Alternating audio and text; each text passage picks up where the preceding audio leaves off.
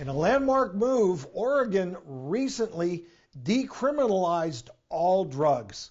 So what does this mean for our country's future? Here in support of this decision is neuroscientist and Columbia psychology professor, Dr. Hart. And on the other side of this discussion is social justice and anti-drug legalization activist, Will Jones III.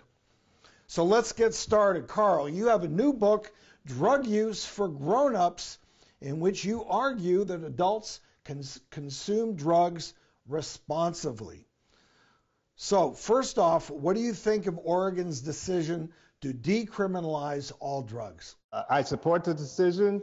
It's in line with our Declaration of Independence. That means we will have a decrease in arrests, and the money that is used, that is saved from those arrests, could actually go and help people. It will decrease stigma associated with drug use. I think those are good things. All right, Will, what do you think this move is it good, or is it a detriment to our society? I think removing criminal penalties for personal possession and use of drugs is the direction that we need to be moving with drug policy.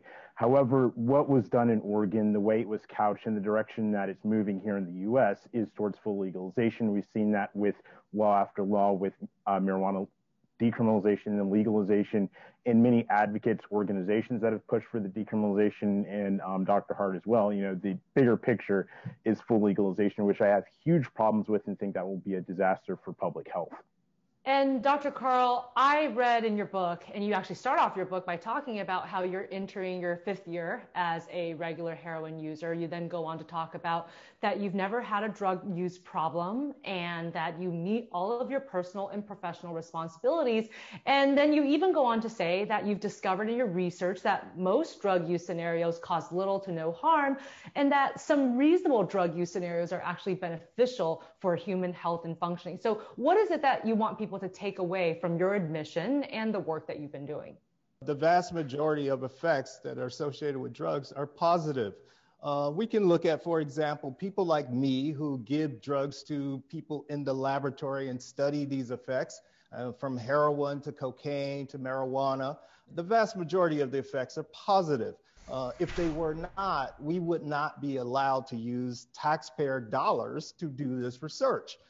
That's a fact. The sort of negative effects that we see related to drugs have more to do with their illegality. That is, by making drugs illegal, what we do is we increase the dangers. We bring people into this activity who may not be as scrupulous. People get drugs that are tainted, which makes it more dangerous, increases the likelihood that they might get in trouble with them. When you give drugs in a sort of a controlled way, like we do with alcohol, for example, we have this sort of quality control. You don't see the dangers that we see with drugs that are illegal. And so it tells us that most of the dangers associated with drugs have to do with the way we are regulating them, the way that we are restricting them.